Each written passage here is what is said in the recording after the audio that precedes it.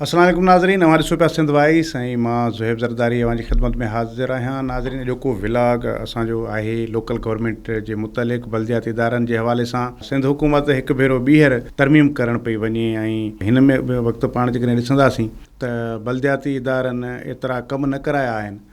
जेतिरा उन्हनि खे बार बार उन्हनि जे जेको एक्ट में असां वटि तरमीमूं थियूं आहिनि। त हिकु भेरो ॿीहर तरमीम थियण पई वञे सिंध जे बल्दियाती निज़ाम में ऐं उन सिंध लोकल गवर्नमेंट एक्ट में जेको आहे उहो तरमीम करे उन में अख़्तियारनि जो मामिलो आहे, उन्हनि में कुझु चेंजिस अची रहियूं आहिनि। बेतमादी रिथ वारी जेको जो तरीक़ेकार आहे उनखे बि कुझु चेंज कयो पियो वञे। त अहिड़े क़िस्म जूं शयूं जेके आहिनि उहे हिन वक़्तु गौर हेठि आहिनि ऐं इहे बि इतलाह अची रहिया आहिनि त इहो जेको नओं तरमीमी बिल आहे उहो जेको हलंदड़ सेशन आहे जेको सिंध असेंबली जो हले थो पियो, इन में कंहिं बि वक़्तु पेश करे ऐं पोइ वरी पास करायो वेंदो। त हिन वक़्तु ताईं तोड़े जो अञा इहो बिल टेबल ते न आयो आहे या बिल जेको आहे उहो सिंध असेंबली में या कंहिं कमेटी में पेश कोन थियो आहे। त तंहिंजे करे इहो अञा ख़बर न पइजी सघी आहे त उन में आहे छा या उन में हुकूमत करणु चाहे छा थी करणु चाहे। पर हिन वक़्तु ताईं जेका ज़रियनि वटां मालूमात मिली आहे त उन बिल जी जेका तयारी थी रही आहे उन में छा हूंदो। त हुकूमती ज़रियनि वटां जेका मालूमात मिली आहे ऐं उन में इहा ॻाल्हि कंहिं हद ताईं हाणे इहो चिटो इम्कान थी वियो आहे त तरमीम त बहरहाल लोकल गवर्नमेंट एक्ट में अचे थी पई। घणा इम्कान इहे आहिनि त इन ई हलंदड़ सेशन में जेको आहे उहा पेश कई वेंदी ऐं ज़ाहिर आहे सिंध हुकूमत में पीपुल्स पार्टी वटि अक्सरियत आहे त करे उहा आराम सां तरमीम पास बि थी वेंदी। त हाणे इन हवाले सां छा हिकमत अमली आहे, छा इन ते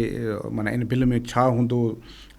पीपुल्स पार्टी जी सरकार इन लोकल गवर्नमेंट एक्ट जी तरमीम मां छा हासिलु करणु चाहे थी। हिकिड़ो त इहो आहे त इन में जेका बेअतमादी जी जेको रिथ जो तरीक़ेकार आहे उहो तब्दील करण जो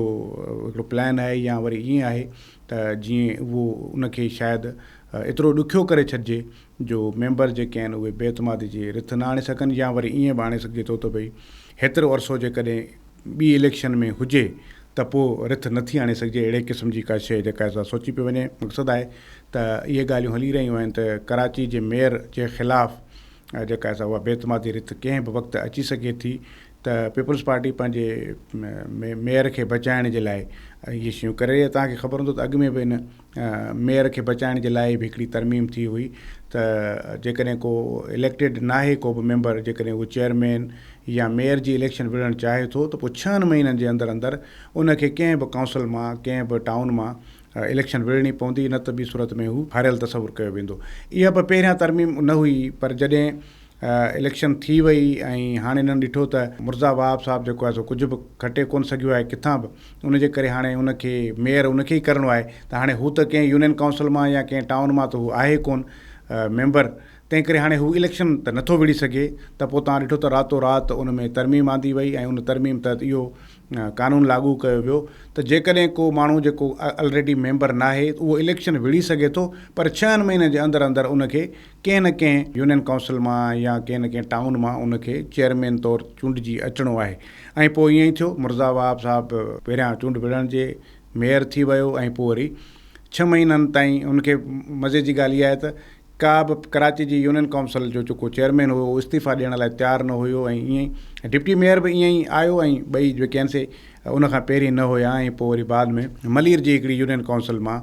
मुर्ज़ा वहाब खे चेयरमैन चूंडाए इन इहो क़ानूनी तहफ़ुज़ फ़राहम कयो वियो। त हिन हिकु भेरो ॿीहर वरी उनखे ई बचाइण जे लाइ घणे भाङे इहा तरमीम थी रही आहे। उन सां गॾोगॾु जेका इंतिहाई अहम तरमीम जेका हिन एक्ट में उहा इहा पई थिए त अॻु में पाण ॾिसंदासीं जॾहिं चेयरमैन जो या मेयर जो मुदो पूरो थी वेंदो हो त उनखां पोइ विच वारो जेको टाइम हूंदो ॿी इलेक्शन ताईं त सरकारी जेके ऑफिसर हूंदा उहे एडमिनिस्ट्रेटर तौरु ज़िले काउंसिल जा, कॉर्पोरेशन जा या म्यूनिसिपल कॉर्पोरेशन जा, म्यूनिसिपल कमेटी जा, टाउन कमेटी, इनमें यूनियन काउंसिल जा अख़्तियार उहे उन्हनि एडमिनिस्ट्रेटर जे हवाले हूंदा ऐं उहे सॼो कारवहिंवार हलाईंदा हुया। पर हाणे ई जेका नई तरमीम अचे पई उन में इहो हूंदो त जेको बि मौजूदा जेके बि मेयर्स चेयरमैन जेके बि आहिनि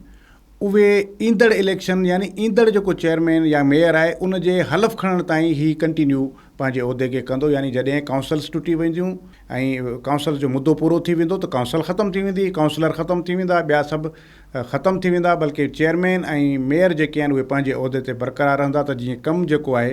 उहो हलंदो रहे। ऐं पोइ इलेक्शन जॾहिं बि थी ऐं जॾहिं इलेक्शन खां पोइ वरी जॾहिं नओं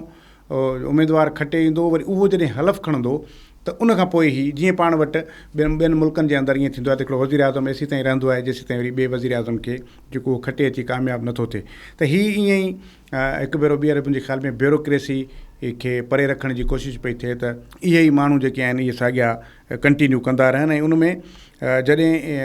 मुद्दो ख़तमु थियण वारो हूंदो, कानून में इहो अची रहियो आहे त जॾहिं हिननि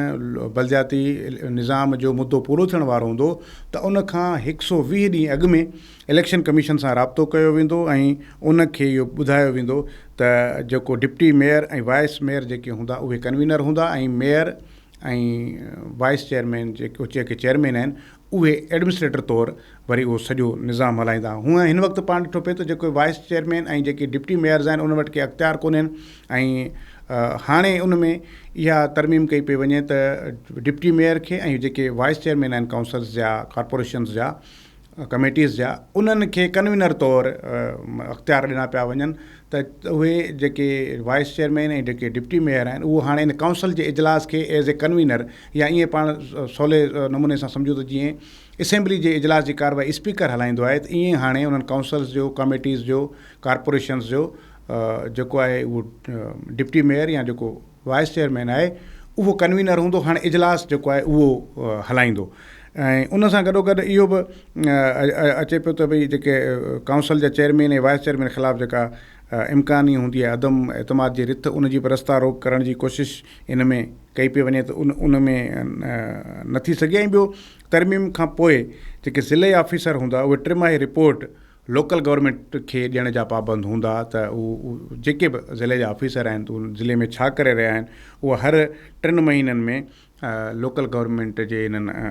काउंसल्स खे पंहिंजी टिमाही कारकर्दगी रिपोर्ट पेश करण जा पाबंद हूंदा। उहे बि इहो तजवीज़ थी रहियो आहे त इन तरमीम में उहो शामिलु हुजे। उन सां गॾोगॾु अमन अमान जे लाइ पुलिसिंग प्लान में बि हाणे बलदियाती इदारनि खे शामिलु करणु लाज़मी हूंदो। जेकॾहिं कंहिं बि क़िस्म जी का ज़िले जे अंदरि या उन पंहिंजे टाउन जे अंदरि जेको यूनिट आहे बलदियात जो, उन जे अंदरि जेकॾहिं अमन अमान जे हवाले सां को पुलिसिंग को प्लान ठही रहियो आहे, को पुलिस का हिकमत अमली जुड़ण पई वञे त उन में बि इन लोकल इदारनि खे जेको आहे उहो ऑन बोर्ड ज़रूरु वठिणो हूंदो ऐं उहो लाज़मी करार ॾिनो वेंदो। ऐं डिस्ट्रिक्ट काउंसिल जे मेंबरनि जी मुशावरत सां ज़िले जा जेके तरक़ियाती मनसूबा आहिनि, जेके तरक़ियाती स्कीमूं आहिनि उहे ठाहियूं वेंदियूं। इन क़िस्म जूं शयूं जेके आहिनि उहे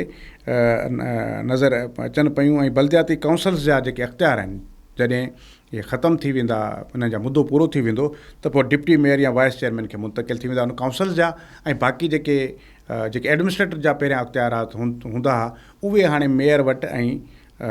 चेयरमैन वटि बरक़रार रहंदा ऐं हू इन ते कंटिन्यू कंदो। अहिड़े क़िस्म जो जेको मसवदो आहे उहो तयारु थी रहियो आहे ऐं ॿुधायो पियो वञे त उहो पेश कयो वेंदो। उन सां गॾोगॾु हिकिड़ी ॿी शइ बि इन नए एक्ट में, तरमीमी एक्ट में आहे हिकिड़ी शइ त जेके काउंसलर्स आहिनि उहे उन्हनि जूं पघारूं न आहिनि ऐं उहे बिना पघार जे कमु कनि था। तंहिं करे इहा तजवीज़ हिकिड़ी उन में अची रही आहे त उन्हनि खे पघार 10 खां 20 हज़ार रुपए ताईं उन्हनि खे हर महीने काउंसिल जे मेंबर्स खे, जेके काउंसलर आहिनि उन्हनि खे अदा कई वेंदी। ऐं उनजो ज़ाहिर आहे उहो यूनियन काउंसिल जो आहे हूंदो त उनजा अलॻि हूंदा, टाउन जो हूंदो त अलॻि आहे, म्यूनिसिपल कमेटी, म्यूनिसिपल कॉर्पोरेशन, इन्हनि ज़िले काउंसिल त इन्हनि सभिनी जा अलॻि अलॻि हूंदा। पर माना इहो उन्हनि खे कुझु न कुझु ॾियण जो माना प्लान थी रहियो आहे, छाकाणि त न त वरी उहो सॼो बार चेयरमैन ऐं मेयर ते विझंदा आहिनि त असांजो सिस्टम बि जेको आहे थोरो हलायो त पोइ वरी किथां न किथां कटपीट करे उनजो बि सेटिंग उन्हनि खे करणी पवंदी आहे। पर हाणे शायदि उहे डायरेक्ट जेकॾहिं उन्हनि ॾे पघार अचणु शुरू थी वेंदी त पोइ मुमकिन आहे मतां चेयरमैन तां ऐं मेयर तां वरी इहो बार मतां लही पवे। उन सां गॾोगॾु बलदियाती इदारनि में जेको आहे उहो हाज़िरी जो को निज़ाम कोन्हे, को अटेंडेंस जो को निज़ाम एॾो इन लेवल ते कोन्हे को। त इहा बि तजवीज़ गौर हेठि आहे त बायोमेट्रिक निज़ाम जेको आहे उहो बलदियाती इदारनि में लागू कयो वेंदो त जेके बलदियाती इदारनि जा मुलाज़िम आहिनि उहे पंहिंजे ऑफिस में अटेंडेंस हणनि ऐं बायोमेट्रिक अटेंडेंस हूंदी जंहिंजो रिकॉर्ड हिते लोकल गवर्नमेंट जे डिपार्टमेंट वटि रोज़ाना जी बुनियाद ते अची रहियो हूंदो। उन सां गॾोगॾु हिकिड़ो ॿियो बि इन हवाले सां इहो ॿुधायो पियो वञे त हिकिड़ी तरमीम आहे जेका थी सघे थो त हाणे शामिलु कजे या थी सघे थो त उहा वरी कुझु वक़्त खां पोइ बि बहरहाल उहा बलदियाती एक्ट में तरमीम आंदी वञे। उहा इहा आहे त जेके बलदियाती इदारनि जा जेके मुलाज़िम आहिनि उन्हनि जो तादादु फिक्स कयो वञे। हिन वक़्तु चेयरमैन या मेयर्स उहे पंहिंजी मर्ज़ी सां माण्हू भर्ती कनि था ऐं पोइ उहे डेली वेजिस ते हूंदा आहिनि या वरी कचा हूंदा आहिनि, पोइ उन्हनि जो कमु हलंदो पियो आहे। हर कंहिंजी मर्ज़ी आहे उहो जेतिरा मुलाज़िम रखे। पर हाणे इहो बि सिंध हुकूमत सोचे रही आहे त लोकल गवर्नमेंट एक्ट में तरमीम आणे, जेका जंहिंजे लाइ चयो पियो थी सघे थो त हिन ई तरमीम सां गॾु आणिजे, या इहो बि थी सघे थो त इन हिकिड़ी शेक खे जेको आहे वरी कुझु अरसे खां पोइ हुन में ऐड कयो वञे, ऐं शायदि जॾहिं इलेक्शन वेझी अचे शायदि तॾहिं हुनखे ऐड कयो वञे त मुलाज़िमनि जो तादादु फिक्स कयो वेंदो त यूनियन काउंसिल में केतिरा मुलाज़िम हूंदा जिन खे पघारूं मिलंदियूं, टाउन कमेटी में केतिरा हूंदा, म्यूनिसिपल कमेटी में केतिरा हूंदा, ज़िले काउंसिल में केतिरा हूंदा, म्यूनिसिपल कॉर्पोरेशन में केतिरा हूंदा, या जेके टाउन म्यूनिसिपल कॉर्पोरेशन्स आहिनि उन में केतिरा हूंदा, त उहो हिकिड़ो तादादु फिक्स हूंदो। उनखां वधीक हायरिंग जेका आहे सा उहा न थी सघंदी, ऐं उनखां पोइ उहो फिक्स हूंदो, ख़बर हूंदी त हिननि जो कमु हीअ आहे। छाकाणि त उन में छा थो थिए हिन वक़्तु तव्हां पंहिंजो हिते इलाइक़े में जेकॾहिं पंहिंजे कंहिं चेयरमैन खां पुछो त उहो इहो ई चवंदो आहे त भई जेका असां वटि OZT जो जेको पैसो अचे थो उहो घणे भाङे त मुलाज़िमनि जी पघार में हलियो वञे थो, ऐं कुझु जेको आहे सो यूटिलिटीज़ में हलियो थो वञे, जंहिंजे करे असां डेवलपमेंट नथा पिया कराए सघूं। त हिन कानून हिन तरमीम जे ज़रिए इहो हूंदो त मुलाज़िमनि जो तादादु घटायो वेंदो, ऐं उन में त जीअं डेवलपमेंट जे लाइ पैसा बचनि ऐं उहे काउंसल्स या कमेटीज़ जेके आहिनि उहे पंहिंजे इलाइक़नि में उन डेवलपमेंट कराए सघनि। छाकाणि त जेको उहो तादादु जेको हूंदो उहो मुलाज़िमनि जो हिकिड़ो घटि हूंदो। पर हाणे हिते साॻे वक़्तु इहो बि सुवालु ज़रूरु पैदा थियो आहे त जेके मुलाज़िम खे काफ़ी साल थी विया आहिनि, हाणे जेकॾहिं कराची पाण म्यूनिसिपल कॉर्पोरेशन खे ॾिसूं त उते त काफ़ी सालनि खां मुलाज़िम वेठा आहिनि, उन्हनि जो छा थींदो जेकॾहिं तव्हां फिक्स कयो था ऐं उन जी साइज़ खे रिड्यूस कयो था। त इन हवाले सां जेका हुकूमती ज़रियनि खां मालूमात मिली आहे त उन में इहो ॿुधायो वियो आहे त जेके जंहिं काउंसिल में या जंहिं कमेटी में के सरप्लस मुलाज़िम, पका मुलाज़िम जेकॾहिं सरप्लस हूंदा त उन्हनि खे ॿियनि डिपार्टमेंट्स में ज़म कयो वेंदो, उनखे उते उमाणियो वेंदो, ऐं जेके सरप्लस हूंदा हिन नए जेको ई ठाहींदा फॉर्मूला उन में। त इन क़िस्म जूं जेके आहिनि से शयूं तरमीमूं जेके आहिनि उहे अची रहियूं आहिनि, ऐं असां ताईं जेके इतला मिलिया आहिनि या जेका इंफॉर्मेशन मिली आहे तव्हां सां इन व्लॉग में शेयर कई आहे। पर सुवालु हिते इहो पैदा थिए थो त तरमीमूं त आयूं आहिनि, ईंदियूं बि रहंदियूं ऐं अॻिते बि ईंदियूं रहंदियूं, पर सुवालु इहो आहे त इहे तरमीमूं लोकल गवर्नमेंट खे उन हद ताईं बाख़्तियार न करे सघियूं आहिनि, ऐं वरी जेके लोकल गवर्नमेंट जा असांजा नुमाइंदा आहिनि उहे वरी सही माना में उहो उन इदारनि जो जेको फ़ाइदो आहे उहे अवाम खे न ॾेई सघिया आहिनि। अॼु बि सैनिटेशन जा इशूज़ रहनि था, अॼु बि सफ़ाई सुथराई जा इशूज़ रहनि था, अॼु बि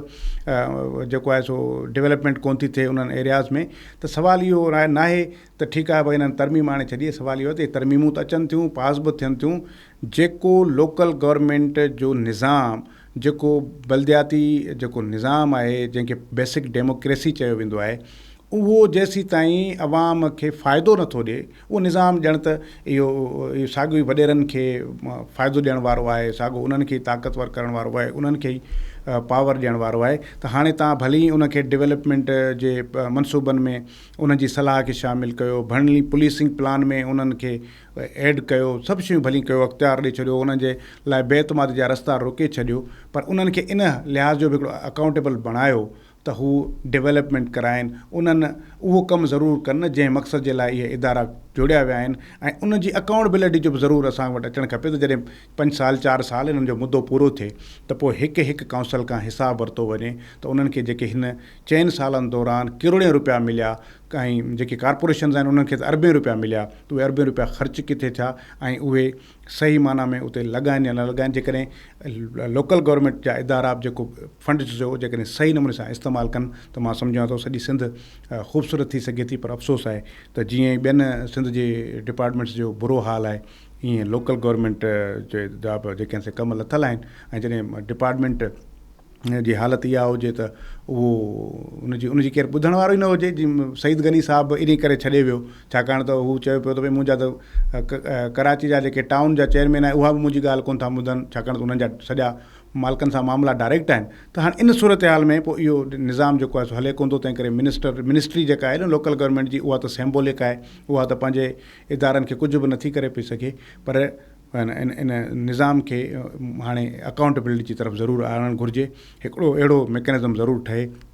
त जॾहिं हिननि जा 4 साल पूरा थियनि त इन्हनि सभिनी चेयरमैन्स जो, सभिनी मेयर्स जो